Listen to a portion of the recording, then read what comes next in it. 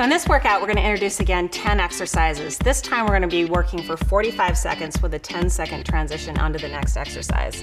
Once we've completed all 10 of these exercises, we're going to take a 1-minute recovery and then begin again for 2 to 3 more rounds. So we're going to start out in a squat position, a little bit wider than shoulder width, weight evenly planted in our feet.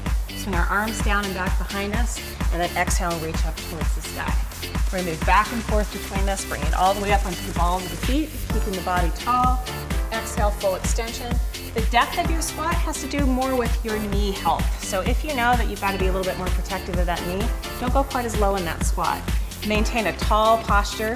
Make sure that you're exhaling on the way up and continually move. You can add a little bit of a tempo, increase the speed, and elevate that heart rate a little bit more. Finishing up in 3, 2, and 1. Great job.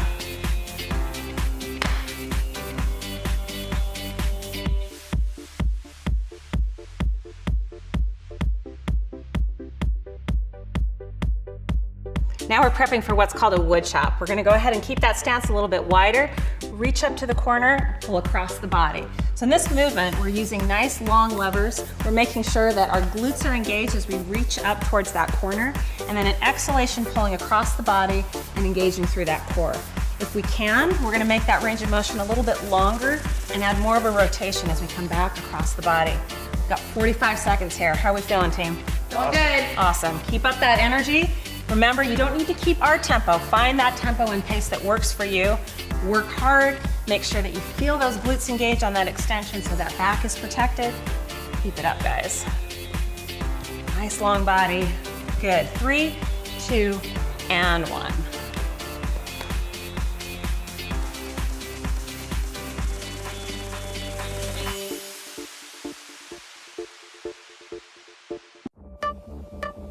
Here we are ready to go on the opposite side. Our wood chops again, reaching up to the opposite corner, pulling across the body. So establish that line first, making sure that we feel like we're in a place where we can have that extended position, back supported, glutes engaged. Moving quickly across the body if we feel like we can do that. Keep up that energy, more rotation. We feel like we've got that ability to twist and rotate. Never ever work through pain. So we want to just keep that heart rate working high. Feel that exhalation as we pull across the body. Nice, keep it up. How are we feeling, team? Great. Looks good. Excellent. Exhale every time we pull across. Honoring where our body's at. Finishing up in 3, 2, and 1. Excellent job.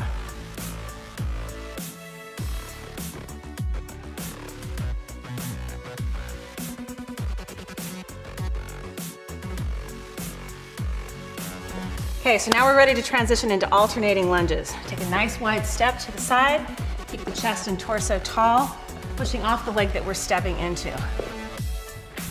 So the idea here is to take that stance and really take that single lever press from side to side, but never losing that carriage. So we want to keep that collarbone pointing forward, adding speed if we need to, just whatever it is that allows you to feel that heart rate increase.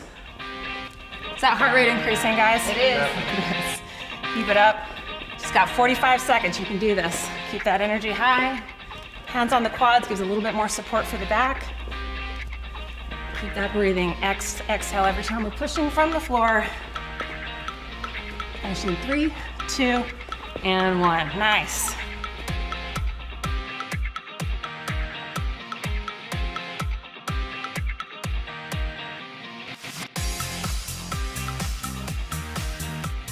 Now we're moving into a side-to-side squat. We're gonna step out into a stance a little bit wider than shoulder width, come back to standing right in the center. So similar to what we did for that alternating lunge, but here we've got a little bit shorter line. We're able to push a little faster perhaps.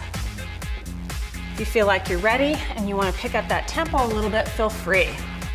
Drop the hips. Just remember, every time we're trying to keep that same visual that we had when we did our squats, pushing those feet right through the floor, exhaling when we come back up to standing. It's just 45 seconds. How are we feeling? Awesome. Keep it up. Almost there, guys. Nice and low in those squats. Tall every time. We can do this. 3, 2, and 1. Nice.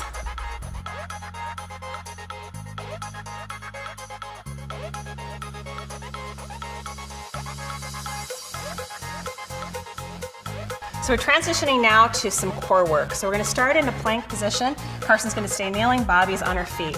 Plank to side plank. We're gonna rotate over onto that one side, stacking the hips and shoulders, and then transition back to plank. So Carson is taking a kneeling position here. It's just as you build strength and stability.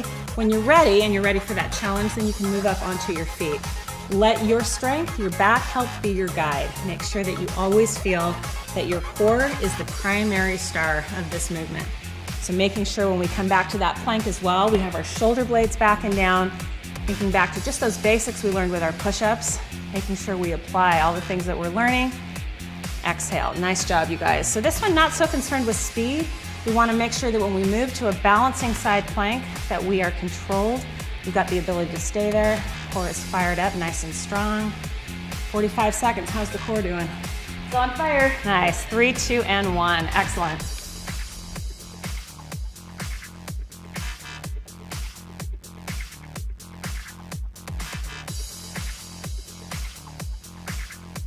So we're moving into tricep push-ups. So these are very similar to our push-up, except our hand position is going to be more narrow. Shoulder blades back and down. We're just going to lower and lift. We've got 45 seconds of these. So this is one where you might want to take that modification, bring it to your knees, maybe have a decreased range of motion. The idea behind a tricep push-up is that we want to transfer that muscle work outside of the shoulders and incorporate a little bit more into our triceps. So literally our arms are skimming our sidelines. We're kind of trying to squeeze those arms right along the body.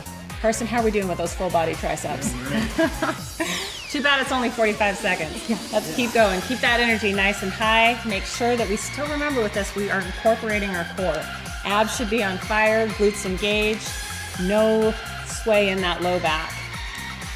Nice job. Last 3, 2, and 1.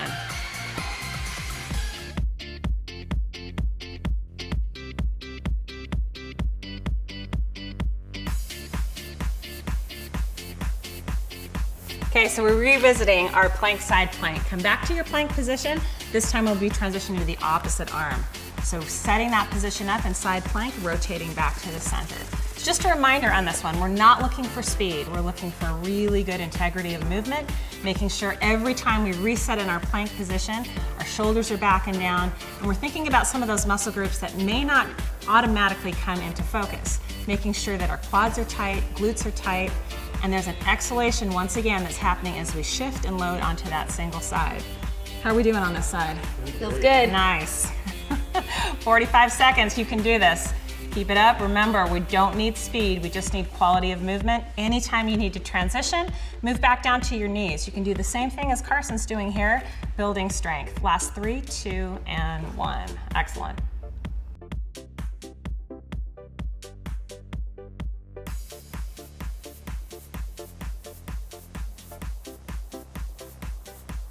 Okay, so now we're transitioning into glute bridges. So laying down on our back side, we're gonna have our heels close to our glutes. Go ahead and start by pulling the belly in, squeezing the glutes, lifting and lowering. So this movement is gonna be fluid, back and forth, up and down. Try to keep your knees from pulling apart. Keep that engagement, keeping them squeezing right in the center. We also want to avoid a hyperextension in the back. So we don't want to move into a back bend. Just think more about carving those abs out, drawing the belly in close to the spine, finishing that movement with tight glutes on the top. That consistent movement back and forth. Once again, when we talk about core, we want to remember that those core muscles wrap all the way around our trunk, not just the front abdominal muscles, but moving through some of the accessory muscles on the back side, and we're feeling all of those firing up, yes? Yes. Let's keep going. 4, 3, 2, and 1. Nicely done.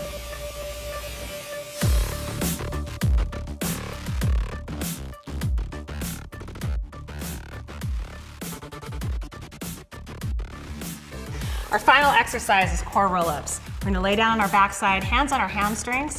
We're gonna exhale as we draw our belly into our spine and make a soft C shape with the back, and then lower all the way back and down. So everybody's range of motion is going to be a little bit different on this. The hands are on those hamstrings to give us the additional support. We never want to feel like we're straining and having to pull up with the back. What's most important with this exercise is that we've drawn the belly in right from the very beginning and we start that exhalation. That abdominal or core bracing is what's going to give us the support to be able to do this exercise well and using the correct muscles. Are we feeling the right muscles, guys? Yes. Yes, abs are fired up. Nice job. So remember, the transition coming up and down, we always want to create that soft C shape as we lower back and down. Keep that core fired up, nice. Last 3, 2, and 1. So that completes all 10 of our exercises. So from this point, we're going to take that 1 minute recovery before we begin again for our second and third round. Well done, everybody. Keep it up.